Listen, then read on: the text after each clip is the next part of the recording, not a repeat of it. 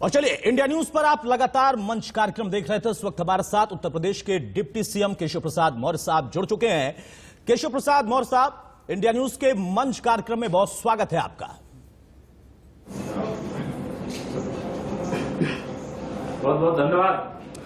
केशव जी, लखनऊ में हम मंच कर रहे, आप पश्चिम बंगाल में हैं। मैं इसके लिए एक बार फिर से आपको शुक्रिया कहूंगा कि आपने अपने बिजी शेड्यूल में हमें वक्त दिया।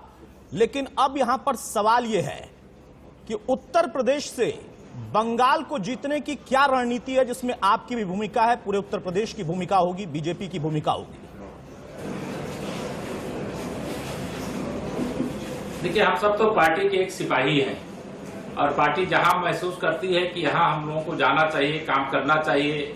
जैसे देश के दूसरे प्रदेशों के हमारे बहुत सारे नेता, बहुत सारे कार्यकर्ता जब उत्तर प्रदेश में चुनाव होता है तो वहां भी आते हैं। उसी प्रकार से जब पश्चिम बंगाल में चुनाव हो रहा है तो पार्टी के नेतृत्व ने फैसला किया है कि हम लोगों को पश्चिम बंगाल के अंदर भारतीय जनता पार्टी का कमल खिलाने के लिए और पश्चिम बंगाल के कुशासन को समाप्त करके सुशासन लाने के लिए अपनी जिम्मेदारी निभाना है।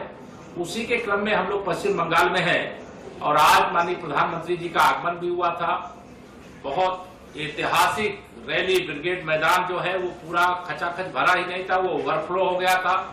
जितनी संख्या अंदर उतनी ही बाहर और उतनी ही सड़क पर पहुंच नहीं पाई थी। तो ऐतिहासिक कार्यक्रम आज माननीय प्रधानमंत्री जी के आगमन के अवसर पर हुआ और पश्चिम बंगाल में एक बहुत अनुकूल वातावरण भारतीय जनता पार्टी के पक्ष में स्पष्ट तौर से दिखाई दे रहा। जी केशव जी, एक शब्द बड़ी चर्चा में है और उत्तर प्रदेश में तो खासतौर से उस शब्द पर बकायदा कई बार चर्चा होती है, खेला, खेल खेलना और खेल बिगाड़ना। लेकिन ये पश्चिम बंगाल का क्या खेला है? और उस खेला को अभी हम सुन रहे थे कि होगा, लेकिन आज प्रधानमंत्री ने कह दिया कि खेला खत्म होगा।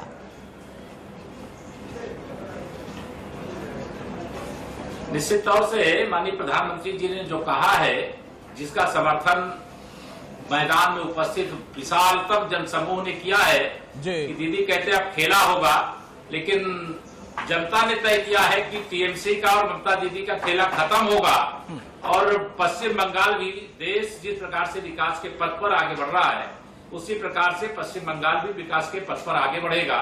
और पश्चिम बंगाल में इस समय केवल चुनाव होना बाकी है। भाजपा का कमल खिल चुका है और दीदी का तंबू पूरी तरह से उखड़ चुका है। केशव जी, लेकिन एक जो कहावत जिसका मैं जिक्र कर रहा था कि उत्तर प्रदेश में कहा जाता है कि न खेलब न खेले देव, खेलवे बिगाड़ब। यहां आपको क्या लगता है कि उस बंगाल में कौन खेल बिगाड़ने की कवायद कर रहा है? क्योंकि आपने आज की भीड़ का जिक्र किया, इसके पहले लेफ्ट और कांग्रेस की भीड़ का वो लोग जिक्र कर रहे थे। देखिए, मैं भारतीय जनता पार्टी की ओर से आपके सामने बोल रहा हूं कि हम यूपी में भी बोलते हैं और आज पश्चिम बंगाल में भी बोल सकते हैं कि 100 में 60% हमारा है, 40% में बंटवारा है और बंटवारे में भी हमारा है। और हमें कोई संशय नहीं है, सारे विरोधी एक हो जाए, चाहे अलग अलग लड़े, खेल बिगाड़ने और बनाने की स्थिति में यहाँ कोई नहीं है। कांग्रेस और कम्युनिस्टों का जो गठबंधन हुआ है वो भारतीय जनता पार्टी का मुकाबला कहां कर पाएगा, कहां नहीं कर पाएगा, मुझे तो कहीं दिखाई नहीं देते ही। टीएमसी जनता की नजरों से 10 वर्ष के अपने विफल शासनकाल के कारण लोगों की नजरों से गिर गई है, लोगों की नजरों से उतर गई है। इसलिए भारतीय जनता पार्टी का पूरा चप्पा चप्पा बंगाल का भाजपा में हो गया है और भारतीय जनता पार्टी के लिए भाजपा का कार्यकर्ता तो चुनाव लड़ ही रहा है, लेकिन जनता चुनाव लड़ रही है और लड़ा रही है और जिता रही है।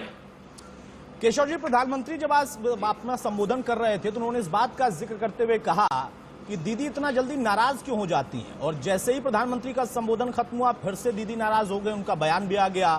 उन्होंने बहुत सारी बातें आज फिर से कह दी और यहां तक चैलेंज कर दिया कि मुझसे सीधा वार्तालाप करें, संवाद करें, चुनौती दे रही हैं वो। देखिए, दीदी की जो बौखलाहट है, उन्होंने कभी सोचा नहीं था कि भारतीय जनता पार्टी इतना जोरदार मतलब उनका मुकाबला करेगी। जब हम 2019 के लोकसभा चुनाव में पश्चिम बंगाल की 42 सीटों में और दीदी की गुंडागर्दी, सत्ता तंत्र का दुरुपयोग, टीएमसी के गुंडों के द्वारा लोगों को डालने से रोकने के बावजूद हम 18 सीटें जीते थे यहाँ लोकसभा की। जी। तो उस समय तो चुपचाप कमल छाप था, जैसा आज माननीय प्रधानमंत्री जी ने अपने संबोधन में कहा, इस समय चुपचाप नहीं है, पूरे खुलेआम है।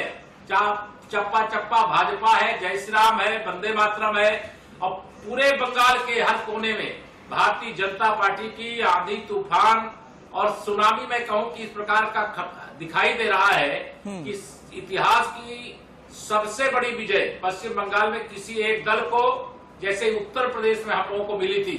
और मैं यहाँ उत्तर प्रदेश का नाम लेते हुए एक और चर्चा करूंगा। 2017 में जी हम सब चुनाव उत्तर प्रदेश के अंदर लड़ रहे थे, तो उस समय हम लोगों ने लखनऊ के अंबेडकर पार्क में 15 लाख लोगों को जुटाया था, लेकिन यूपी 24 करोड़ की आबादी वाला राज्य है जी, और पश्चिम बंगाल 10 करोड़ की आबादी वाला राज्य है। इसके बाद भी यहाँ संख्या 15 लाख से भी ज्यादा एकत्र हुई थी। तो मैं तो स्पष्ट महसूस कर रहा हूँ अपने अनुभव के आधार पर कि हम अब की बार 200 पार, और चाहे दीदी कांग्रेस और कम्युनिस्ट सब मिल जाए तब भी भारतीय जनता पार्टी की यहाँ पर विजय सुनिश्चित है।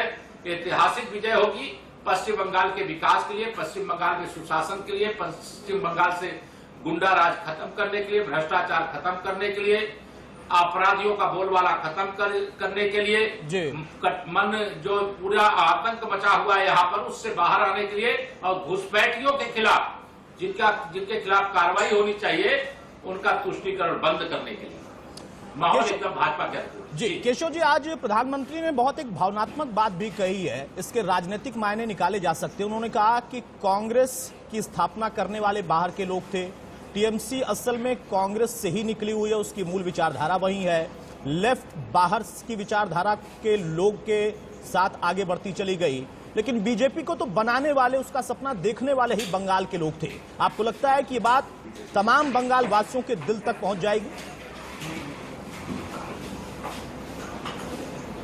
निश्चित तौर से बंगाल वासियों के भी और देशवासियों के भी। जी, भारतीय जनता पार्टी भारत के लोगों के द्वारा भारत के अंदर जन्मे हुए, वो बंगाल में डॉक्टर श्यामा प्रसाद मुखर्जी जी का जन्म हुआ, भारतीय जनसंघ से लेकर के भारतीय जनता पार्टी तक की यात्रा।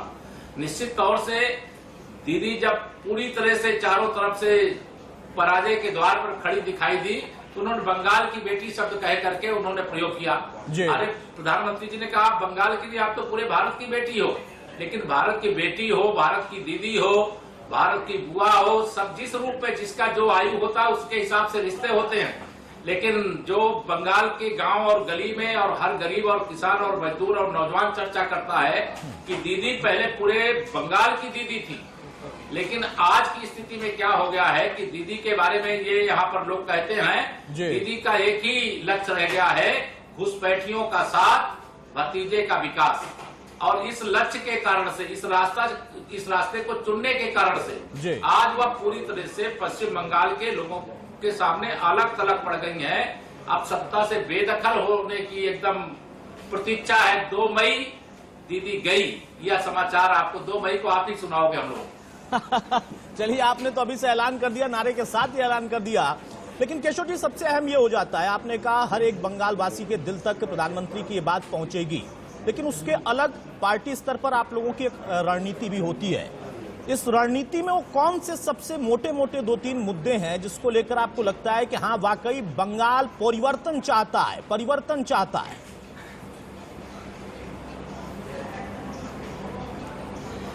देखिए, हम लोग चूंकि उत्तर प्रदेश से आते हैं, बहुत पश्चिम बंगाल के अंदर बहुत हम लोगों का पूर्व में आना जाना नहीं हुआ था जी। लेकिन मैं बंगाल का जो हावड़ा जोन है, वहाँ के 35 विधानसभा क्षेत्र है, वहाँ मैं बहुत सारे कार्यक्रमों में गया हूँ, सभा भी किया हूँ, बैठक भी किया हूँ, संपर्क भी किया हूँ। और हमारी विचारधारा बहुत स्पष्ट है। घुसपैठियों को लेकर के हमारी विचारधारा स्पष्ट है। जो हमारे सीए के माध्यम से जो बांग्लादेश हो, पाकिस्तान हो, अफगानिस्तान हो, वहां से प्रताड़ित जो हिंदू हैं, सिख हैं, बौद्ध हैं, जैन हैं, ईसाई हैं, वो सब अगर भारत में आना चाहते तो उनके लिए दरवाजे खोले गए हैं। और जो आए हैं उनकी व्यवस्था बनाने की बात पहले ही कही जा चुकी है और संसद में इसमें बहुत विस्तार से चर्चा हो चुकी है। लेकिन जो हमारे विरोधी हैं वो मुद्दा विहीन है, वैसे मुद्दे निकालते हैं। लेकिन हम न्याय के पथ पर, सत्य के पथ पर लगातार चलते रहे हैं और चलते रहेंगे। और जिनके साथ अन्याय हुआ है उनको न्याय देना हमारा दायित्व भी है, क्योंकि केंद्र में भी हमारी सरकार है और पश्चिम बंगाल में भी हमारी सरकार बनने जा रही है। केशव जी, आपने सीए एनआरसी का जिक्र किया तो इसी समय एक सवाल ले लेता हूं। अब संक्षेप में ही सवाल यहां पर लेंगे। सीए एनआरसी का मुद्दा आपको लगता है कि हाँ वाकई बहुत जमीनी तौर पर वहां पर काम कर रहा है, जिसका जिक्र आप भी कर रहे हैं इस इंटरव्यू में, और उसके पहले खुद अमित शाह कर चुके हैं, तमाम आपकी पार्टी के बड़े बड़े नेता कर रहे हैं लगातार?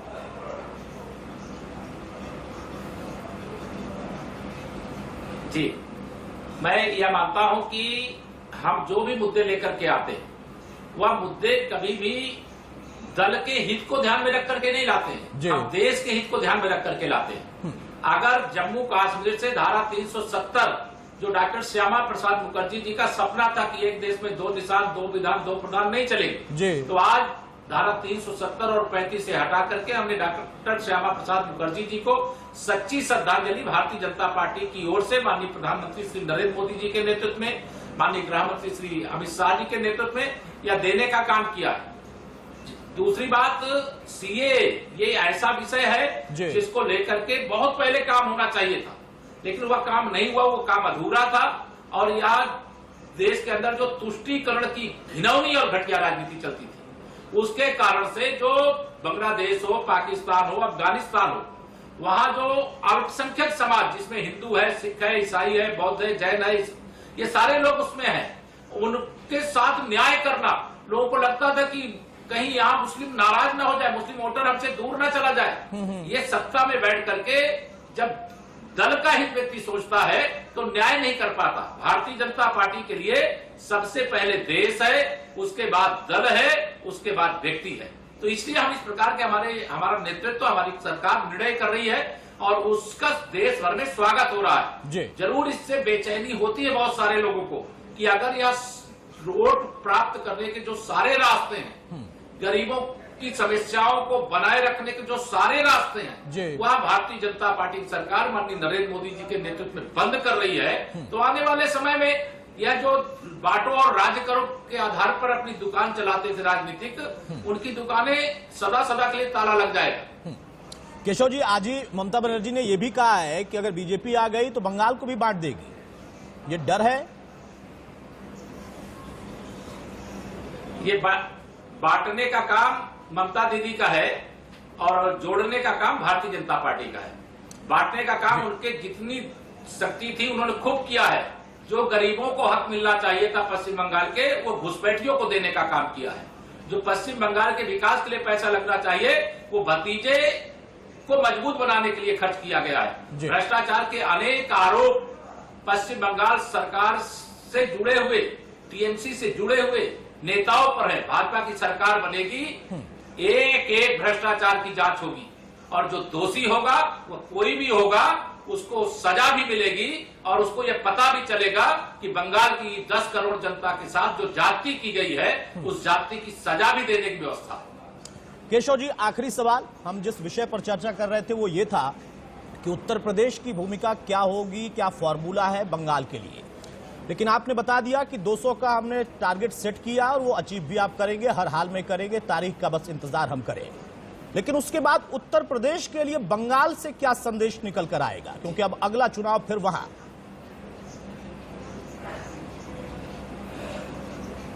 लेकिन जब उत्तर प्रदेश से संदेश निकल करके बंगाल के लिए आया है, बंगाल में विजय होगी, यहाँ भाजपा की सरकार बनेगी, भाजपा की सरकार शपथ लेगी, तो ऐसे 2022 में उत्तर प्रदेश में भी चुनाव होंगे और उत्तर प्रदेश में जब चुनाव होंगे, हम एक बार फिर से 300 से अधिक सीटें जीत करके भारतीय जनता पार्टी की सरकार बनाएंगे। क्योंकि लोगों को धोखा दे करके, जो जातिवाद की राजनीति करके, जो बांट करके राजनीति करने के रास्ते बनाए गए थे, उन रास्तों को हमने बंद करने में सफलता पाई है। अपराधियों के खिलाफ, माफियाओं के खिलाफ, गुंडों के खिलाफ। जी, देखा गया फिल्मों में फाइट करने का, उसको लेकर बड़ा क्रेज लोगों में होता था। अब मिथुन दा उसी फाइट वाले अंदाज में सबसे ज्यादा डैमेज किसका करेंगे? नहीं, देखिए, भारतीय जनता पार्टी के लिए जब प्रचार प्रसार की भागदौड़ मिथुन दा संभालेंगे, तो एक यहाँ प्रचलित शब्द है जी, मतलब कि पश्चिम बंगाल के जैसे अमिताभ बच्चन जी हैं, तो वैसे ही यहाँ लोग कहते हैं मिथुन दा जो है पश्चिम बंगाल के घर घर में है, परिवार परिवार में है, उनका बहुत आदर और सम्मान है। और उन्होंने जो फिल्म जगत के माध्यम से समाज को शिक्षा देने का काम किया है, वह शिक्षा केवल बंगाल में नहीं पूरे देश के लोगों को प्रेरित करती है। मैं भी उनसे बहुत प्रभावित रहता हूँ, बहुत प्रेरित रहता हूँ। और आज जब भाजपा परिवार का हिस्सा बने हैं तो मेरे जैसा भाजपा का कार्यकर्ता भी उत्साहित है। और पश्चिम बंगाल में तो उत्साह की कोई सीमा रेखा नहीं है, वो तो असीमित है। और जब पश्चिम बंगाल में मिथुन दास प्रचार प्रसार के लिए निकलेंगे तो निश्चित तौर से उसका भारतीय जनता पार्टी को बहुत लाभ होगा। अभी भी भाजपा के पक्ष में वैसे भी बहुत अच्छा वातावरण था, लेकिन आज मिथुन दास के आने से भाजपा को और मजबूती मिलेगी। केशव जी, सौरव गांगुली को लेकर थोड़ी सी असमंजस है, बार बार मुलाकात हो जाती है, बात हो जाती है, लगता है कि अब उस मंच पर आने ही वाले हैं और फिर कोई न कोई ऐसी बात निकल कर आती है कि फिर से वो असमंजस बना रहता है। कुछ खुलासा करना चाहेंगे आप आगे की क्या रणनीति है उनको लेकर, क्योंकि वो अगर आपके साथ, आपकी पार्टी के साथ जुड़ते हैं, उनका भी बड़ा अपना जनाधार है। मैं एक ही बात कहूंगा, ये अंदर की बात है। भारतीय जनता पार्टी के पक्ष में पश्चिम बंगाल का चाहे वो कोई भी अच्छा व्यक्ति होगा, वो भाजपा के साथ। केशव जी, हमारा एक कार्यक्रम चलता है अंदर की बात, उस अंदर की बात के लिए आप बता सकते हैं कुछ? बता देंगे, आने दीजिए समय। ठीक है केशव जी, आगे हम ये माने, बता पाएंगे ऐसी हम व्यवस्था करेंगे। जी जी, आगे हम ये माने कि हाँ चंद दिनों में कुछ और बड़े नाम जुड़ सकते हैं। आप भले नाम न बताएं, लेकिन क्या इस पर भी काम हो रहा है? भारतीय जनता पार्टी के दरवाजे हर अच्छे व्यक्ति के लिए खुले हैं, क्योंकि भारतीय जनता पार्टी शून्य से शिखर की ओर जा रही है। और शून्य से शिखर की ओर जब हम जा रहे हैं तो बहुत सारे लोग जुड़ेंगे, तब हम शून्य से शिखर की ओर पहुंचेंगे। और जब शून्य से शिखर की ओर जाते हैं तो बहुत सारे लोग हमारे साथ मिल रहे हैं, आगे बहुत सारे लोग मिलेंगे और जो हमारे साथ मिल करके और प्रदेश पश्चिम बंगाल की प्रगति में अपना योगदान करना चाहेगा, भारतीय जनता पार्टी की विचारधारा से जुड़ करके पश्चिम बंगाल का विकास करना चाहेगा, हर अच्छे व्यक्ति का भारतीय जनता पार्टी परिवार में भाजपा का जो नेतृत्व है उसका स्वागत करें। केशव जी, जब भी लड़ाई होती है, रात हो चुकी, इतने अनुभवी व्यक्ति हैं, तो ये माना जाता है कि मोटा मोटा दो लोगों के बीच में मुकाबला होता है किसी प्रदेश के चुनाव में या देश के चुनाव में। आप पश्चिम बंगाल में किसको मानते हैं कि हाँ बीजेपी के साथ उसकी टक्कर है? टीएमसी तो सत्ता में है, इस वजह से टक्कर है, लेकिन और भी कई लोग दावे कर रहे हैं, क्योंकि लोकतंत्र में दावे करने का अधिकार सबको है। मैंने शुरू में आपको बताया है कि 100% में से 60% हमारा यानी भाजपा का है जी, 40% में बंटवारा है और बंटवारे में भी हमारा है। तो जब 60% हमारा है तो हम किसको टक्कर में माने? मतलब मैं तो यह मानता हूं कि जनता के सामने जो भी यहाँ शासन कर चुके हैं उनके प्रति जनता के मन में बहुत गुस्सा है। किसी ने पश्चिम बंगाल को प्रगति के पथ पर ले जाने की जगह उसको विपत्तियों के सागर में डुबोने का काम किया है। इसलिए आज भाजपा के साथ लोग खुल करके आए हैं और भाजपा के साथ जब आए हैं तो 60% से ज्यादा वोट आज भाजपा के पक्ष में खड़ा है। गांव गली गलियारों में शिक्षित हो, अशिक्षित हो, गरीब हो, किसान हो, मजदूर हो, मेरा नौजवान हो, मेरी माताएं बहनें हो, मेरे बड़े बुजुर्ग हो, सबका आशीर्वाद आज भारतीय जनता पार्टी के साथ है। केशव जी, बीजेपी बंगाल में चुनाव लड़ रही है और बीजेपी के उत्तर प्रदेश में सरकार है। उत्तर प्रदेश के सरकार के काम का कितना लाभ आपको लगता है कि मिलेगा बंगाल में? क्योंकि उत्तर प्रदेश के अंदर बहुत सारे बंगाली लोग रहते हैं। बनारस में बाकायदा एक टोला है, बंगाली टोला के नाम से।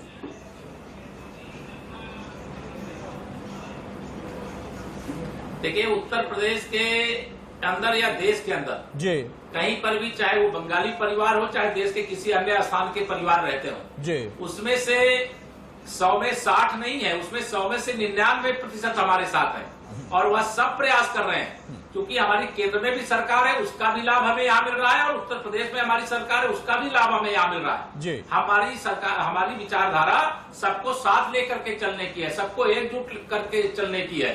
देश की सुरक्षा को लेकर के जो गांव गली में एक नारा जय श्री राम का उद्घोष हो रहा है, वो उद्घोष जय श्री राम का नहीं है, दीदी के पराजय का शंखनाद है कि दीदी सिंहासन खाली करो, जनता ने फैसला ले लिया है, बीजेपी को सत्ता में बैठाना चाहते हैं और हमारी रणनीति एक ही है, सबका साथ, सबका विकास, सबका विश्वास। हम तुष्टीकरण पर भरोसा नहीं करते, हम विकास पर भरोसा करते जी। हम भ्रष्टाचार पर विश्वास नहीं करते, हम भ्रष्टाचार मुक्त व्यवस्था पर विश्वास करते जी। हमारी सरकार का मतलब होगा पश्चिम बंगाल का जो गौरवशाली स्थान है, गौरवशाली इतिहास है, उसे वर्तमान में बदलना, उसको उज्जवल भविष्य में बदलना, ये भारतीय जनता पार्टी की सरकार बनने के बाद आप भी देखेंगे और लोगों को दिखाएंगे। अतुल जी, ऐसा मुझे विश्वास है। केशव जी, आप लोगों ने रणनीति बना ली है, आपने उसको बता भी दिया, लेकिन उत्तर प्रदेश के लिहाज से मैं फिर से सवाल लूंगा कि उत्तर प्रदेश के मुख्यमंत्री, खुद आप, डिप्टी सीएम और तमाम और भी दिग्गज नेता पार्टी के लोग, वो भी बंगाल में उस रणनीति को आगे बढ़ाएंगे और प्रधानमंत्री तो है ही मैदान में। क्या लगता है कि ये अपने आप में किस तरीके से एक नया कलेवर देगा और एक नया कनेक्शन बनेगा बंगाल से लेकर उत्तर प्रदेश तक? ये भारतीय जनता पार्टी का हमारा सर्वोच्च नेतृत्व एक नारा या एक महामंत्र जो दिया करता है कि एक भारत श्रेष्ठ भारत। जी। भारत के अधिकांश राज्यों में भारतीय जनता पार्टी की सरकार है जी। और जहां जहां भारतीय जनता पार्टी की सरकार है वहां वहां के काम को पश्चिम बंगाल के लोग भी देख रहे हैं कि अगर कोई गुंडा, अपराधी और माफिया है तो उत्तर प्रदेश में उनके खिलाफ कैसी कार्रवाई हो रही है जी। और पश्चिम बंगाल में कोई गुंडा है, अपराधी है, माफिया है, भ्रष्टाचारी है तो उसको सरकार के माध्यम से संरक्षण किस प्रकार से दिया जा रहा है। तो दोनों में जब अंतर देखना होगा तो भाजपा शासित राज्य और टीएमसी शासित राज्य के नाते पश्चिम बंगाल और उत्तर प्रदेश को देखेंगे या देश के हमारे जो दूसरे भाजपा शासित राज्य हैं उन प्रदेशों को देखेंगे तो लोगों को स्पष्ट तौर से यह समझ में आता है कि भारतीय जनता पार्टी जो कहती है वो करती है। भारतीय जनता पार्टी गरीबों की पार्टी है तो है, किसानों की पार्टी है तो है, नौजवानों की पार्टी है तो है, माताओं बहनों को सम्मान देने वाली पार्टी है तो है, शिक्षा के क्षेत्र में, चिकित्सा के क्षेत्र में, सड़कों की दृष्टि से हर कोई भी ऐसा सेक्टर नहीं है।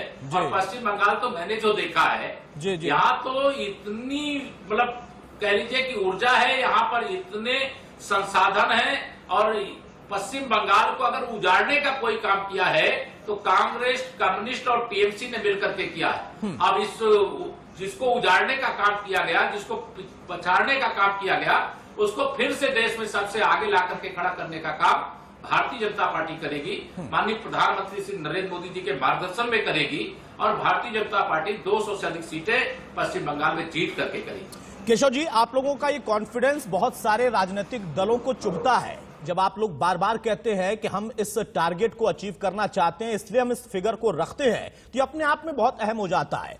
और मंच के इस कार्यक्रम से देश और पूरी दुनिया आपकी बात सुन रही है। यहां पर देखिए एक नया संदेश देने की कोशिश की गई है बीजेपी की तरफ से और साथ साथ और भी उनके साथ नए जुड़े लोगों की तरफ से। केशव जी, मिथुन दा के चाहने वाले आज भी बहुत हैं, पहले से ही बहुत हैं, और एक दौर था कि जब भी फिल्म आती थी सुपरहिट हो जाती थी। अब मिथुन दा बीजेपी से जुड़ गए हैं, माने कि फिल्म सुपरहिट है बीजेपी की? निश्चित तौर से बीजेपी की फिल्म सुपरहिट है और मिथुन दा का बंगाल में और पूरे देश में बहुत सम्मान है और आज भारतीय जनता पार्टी परिवार का हिस्सा बने हैं। भारतीय जनता पार्टी परिवार में तो खुशी की लहर है ही, पूरे बंगाल में खुशी की लहर है। आज दीदी की बेचैनी बढ़ी होगी, मैंने देखा नहीं है कि उनको कितना गुस्सा आया है, लेकिन यह गुस्सा मुझे लगता है 2 मई के बाद शांत हो जाएगा क्योंकि उनको अभी नहीं पता चल रहा है कि क्या होने वाला है। जैसा माननीय प्रधानमंत्री जी ने बताया कि वो अपनी पुरानी सीट को छोड़ करके नई सीट चुनने का काम किया है, लेकिन जिस स्कूटी को उन्होंने भवानीपुर से और जाकर के नंदीग्राम की ओर मोड़ा है वहां तो वो स्कूटर चल पाएगी। मैं तो देख रहा हूं स्पष्ट तौर से कि जो हमारे शुभेंदु अधिकारी जी हैं उनकी लोकप्रियता इतनी चरम पर वहां पर है कि दीदी को अपनी सीट ही बचाना मुश्किल हो जाएगा, बाकी टीएमसी जिताना तो बहुत दूर की बात है। केशव जी, मिथुन दा का जब जिक्र हो रहा है और चूंकि वो बीजेपी के नेता हो चुके हैं, वो फिल्मों में पटक पटक कर गुंडों को मारते थे और आज उन्होंने बीजेपी का पटका ग्रहण किया है। क्या माने कि उनका जो अलग एक अंदाज देखा गया फिल्मों में फाइट करने का, उसको लेकर बड़ा क्रेज लोगों में होता था, अब मिथुन दा उसी फाइट वाले अंदाज में सबसे ज्यादा डैमेज किसका करेंगे? नहीं, देखिए भारतीय जनता पार्टी के लिए जब प्रचार प्रसार की बागडोर मिथुन दा संभालेंगे तो एक यहाँ प्रचलित शब्द है जी, मतलब कि पश्चिम बंगाल के जैसे अमिताभ बच्चन जी हैं, तो वैसे ही यहाँ लोग कहते हैं मिथुन दा जो है पश्चिम बंगाल के घर घर में है, परिवार परिवार में है, उनका बहुत आदर और सम्मान है। और उन्होंने जो फिल्म जगत के माध्यम से समाज को शिक्षा देने का काम किया है, वह शिक्षा केवल बंगाल में नहीं पूरे देश के लोगों को प्रेरित करती है। मैं भी उनसे बहुत प्रभावित रहता हूँ, बहुत प्रेरित रहता हूँ। और आज जब भाजपा परिवार का हिस्सा बने हैं तो मेरे जैसा भाजपा का कार्यकर्ता भी उत्साहित है। और पश्चिम बंगाल में तो उत्साह की कोई सीमा रेखा नहीं है, वो तो असीमित है। और जब पश्चिम बंगाल में मिथुन दा प्रचार प्रसार के लिए निकलेंगे तो निश्चित तौर से उसका भारतीय जनता पार्टी को बहुत लाभ होगा। अभी भी भाजपा के पक्ष में वैसे भी बहुत अच्छा वातावरण था, लेकिन आज मिथुन दा के आने से भाजपा को और मजबूती मिलेगी। केशव जी, सौरव गांगुली को लेकर थोड़ी सी असमंजस है, बार बार मुलाकात हो जाती है, बात हो जाती है, लगता है कि अब मंच पर आने ही वाले हैं और फिर कोई न कोई ऐसी बात निकल कर आती है कि फिर से वो असमंजस बना रहता है। कुछ खुलासा करना चाहेंगे आप आगे की क्या रणनीति है उनको लेकर, क्योंकि वो अगर आपके साथ, आपकी पार्टी के साथ जुड़ते हैं, उनका भी बड़ा अपना जनाधार है। मैं एक ही बात कहूंगा, ये अंदर की बात है। भारतीय जनता पार्टी के पक्ष में पश्चिम बंगाल का चाहे वो कोई भी अच्छा व्यक्ति होगा, वो भाजपा के साथ। केशव जी, हमारा एक कार्यक्रम चलता है अंदर की बात, उस अंदर की बात के लिए आप बता सकते हैं कुछ? बता देंगे, आने दीजिए समय। ठीक है केशव जी, आगे हम ये माने बता पाएंगे, ऐसी हम व्यवस्था करेंगे। जी जी, आगे हम ये माने कि हाँ चंद दिनों में कुछ और बड़े नाम जुड़ सकते हैं। आप भले नाम न बताएं, लेकिन क्या इस पर भी काम हो रहा है? भारतीय जनता पार्टी के दरवाजे हर अच्छे व्यक्ति के लिए खुले हैं, क्योंकि भारतीय जनता पार्टी शून्य से शिखर की ओर जा रही है। और शून्य से शिखर की ओर जब हम जा रहे हैं तो बहुत सारे लोग जुड़ेंगे, तब हम शून्य से शिखर की ओर पहुंचेंगे। और जब शून्य से शिखर की ओर जाते हैं तो बहुत सारे लोग हमारे साथ मिल रहे हैं, आगे बहुत सारे लोग मिलेंगे और जो हमारे साथ मिल करके और प्रदेश पश्चिम बंगाल की प्रगति में अपना योगदान करना चाहेगा, भारतीय जनता पार्टी की विचारधारा से जुड़ करके पश्चिम बंगाल का विकास करना चाहेगा, हर अच्छे व्यक्ति का भारतीय जनता पार्टी परिवार में भाजपा का जो नेतृत्व है उसका स्वागत करें। केशव जी, जब भी लड़ाई होती है, और आप तो चूंकि इतने अनुभवी व्यक्ति हैं, तो ये माना जाता है कि मोटा मोटा दो लोगों के बीच में मुकाबला होता है, किसी प्रदेश के चुनाव में या देश के चुनाव में। आप पश्चिम बंगाल में किसको मानते हैं कि हाँ बीजेपी के साथ उसकी टक्कर है? टीएमसी तो सत्ता में है, इस वजह से टक्कर है, लेकिन और भी कई लोग दावे कर रहे हैं, क्योंकि लोकतंत्र में दावे करने का अधिकार सबको है। मैंने शुरू में आपको बताया है कि 100% में से 60% हमारा यानी भाजपा का है जी, 40% में बंटवारा है और बंटवारे में भी हमारा है। तो जब 60% हमारा है तो हम किसको टक्कर में माने? मतलब मैं तो यह मानता हूं कि जनता के सामने जो भी यहाँ शासन कर चुके हैं उनके प्रति जनता के मन में बहुत गुस्सा है। किसी ने पश्चिम बंगाल को प्रगति के पथ पर ले जाने की जगह उसको विपत्तियों के सागर में डुबोने का काम किया है। इसलिए आज भाजपा के साथ लोग खुल करके आए हैं और भाजपा के साथ जब आए हैं तो 60% से ज्यादा वोट आज भाजपा के पक्ष में खड़ा है। गांव गली गलियारों में शिक्षित हो, अशिक्षित हो, गरीब हो, किसान हो, मजदूर हो, मेरा नौजवान हो, मेरी माताएं बहनें हो, मेरे बड़े बुजुर्ग हो, सबका आशीर्वाद आज भारतीय जनता पार्टी के साथ है। केशव जी, बीजेपी बंगाल में चुनाव लड़ रही है और बीजेपी की उत्तर प्रदेश में सरकार है। उत्तर प्रदेश के सरकार के काम का कितना लाभ आपको लगता है कि मिलेगा बंगाल में? क्योंकि उत्तर प्रदेश के अंदर बहुत सारे बंगाली लोग रहते हैं। बनारस में बकायदा एक टोला है बंगाली टोला के नाम से।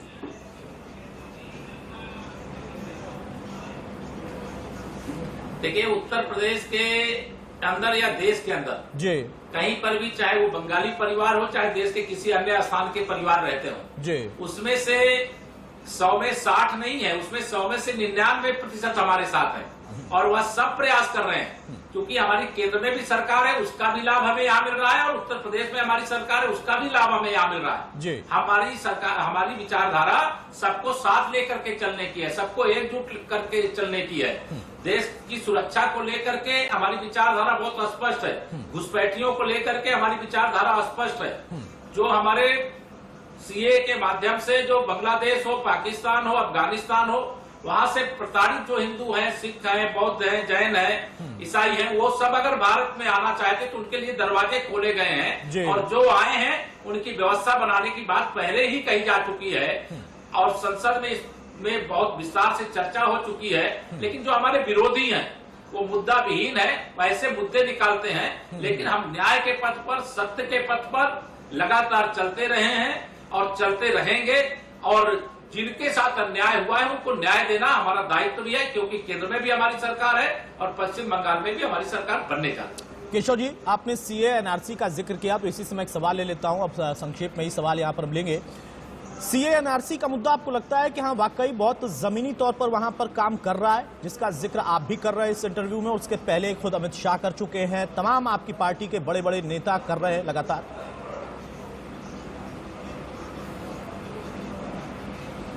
जी, मैं यह मानता हूं कि हम जो भी मुद्दे लेकर के आते हैं वह मुद्दे कभी भी दल के हित को ध्यान में रख करके नहीं लाते हैं, हम देश के हित को ध्यान में रख करके लाते हैं। अगर जम्मू कश्मीर से धारा 370, जो डॉक्टर श्यामा प्रसाद मुखर्जी जी का सपना था कि एक देश में 2 निशान, 2 विधान, 2 प्रधान नहीं चलेंगे, तो आज धारा 370 और 35 से हटा करके हमने डॉक्टर श्यामा प्रसाद मुखर्जी जी को सच्ची श्रद्धांजलि भारतीय जनता पार्टी की ओर से माननीय प्रधानमंत्री श्री नरेंद्र मोदी जी के नेतृत्व में, माननीय गृह मंत्री श्री अमित शाह जी के नेतृत्व में यह देने का काम किया है। दूसरी बात, सीए ये ऐसा विषय है जिसको लेकर के बहुत पहले काम होना चाहिए था, लेकिन वह काम नहीं हुआ, वो काम अधूरा था। और यह देश के अंदर जो तुष्टीकरण की घिनौनी और घटिया राजनीति चलती थी, उसके कारण से जो बांग्लादेश हो, पाकिस्तान हो, अफगानिस्तान हो, वहां जो अल्पसंख्यक समाज जिसमें हिंदू है, सिख है, ईसाई है, बौद्ध है, जैन है, ये सारे लोग उसमें हैं, उनके साथ न्याय करना, लोगों को लगता था कि कहीं यहाँ मुस्लिम नाराज ना हो जाए, मुस्लिम वोटर हमसे दूर ना चला जाए। ये सत्ता में बैठ करके जब दल का हित व्यक्ति सोचता है तो न्याय नहीं कर पाता। भारतीय जनता पार्टी के लिए सबसे पहले देश है, उसके बाद दल है, उसके बाद व्यक्ति है।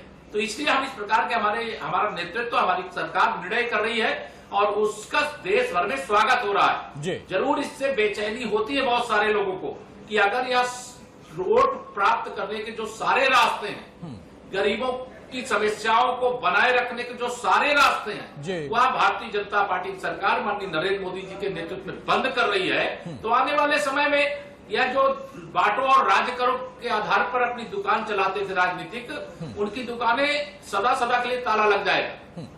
केशव जी, आज ही ममता बनर्जी ने यह भी कहा है कि अगर बीजेपी आ गई तो बंगाल को भी बांट देगी, ये डर है?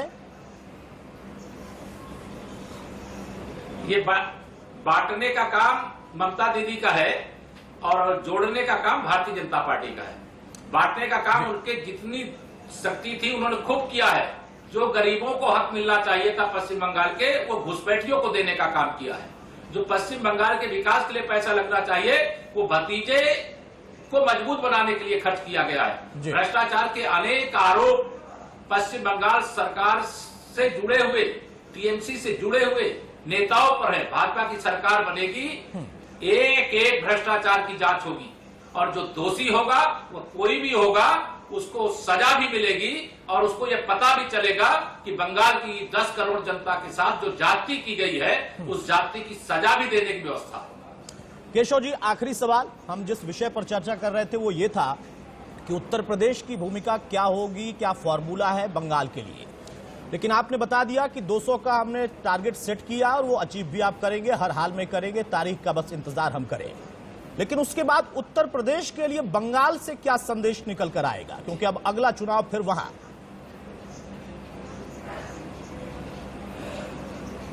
देखिए, जब उत्तर प्रदेश से संदेश निकल करके बंगाल के लिए आया है, बंगाल में विजय होगी, यहाँ भाजपा की सरकार बनेगी, भाजपा की सरकार शपथ लेगी, तो ऐसे 2022 में उत्तर प्रदेश में भी चुनाव होंगे और उत्तर प्रदेश में जब चुनाव होंगे, हम एक बार फिर से 300 से अधिक सीटें जीत करके भारतीय जनता पार्टी की सरकार बनाएंगे। क्योंकि लोगों को धोखा दे करके, जो जातिवाद की राजनीति करके, जो बांट करके राजनीति करने के रास्ते बनाए गए थे, उन रास्तों को हमने बंद करने में सफलता पाई है। अपराधियों के खिलाफ, माफियाओं के खिलाफ, गुंडों के खिलाफ कठोर से कठोर कार्रवाई की गई है। आज आम जनता उत्तर प्रदेश के अंदर भयमुक्त महसूस कर रही है। अब विकास उसके द्वार तक पहुंच गया है, विकास की गंगा बह रही है। और पिछली सरकारों में कागज पर विकास होता था, गुंडे और अपराधियों को, माफियाओं को जैसे टीएमसी की सरकार संरक्षण दे रही, वैसे समाजवादी पार्टी की सरकार यूपी में संरक्षण देती थी। लेकिन अब समाजवादी पार्टी का भी और बहुजन समाज पार्टी का और कांग्रेस का न तो अब उत्तर प्रदेश में कोई भविष्य है और सपा और बसपा तो यहाँ पर बंगाल में है ही नहीं। यहाँ कांग्रेस, कम्युनिस्ट और टीएमसी का भी कोई भविष्य नहीं।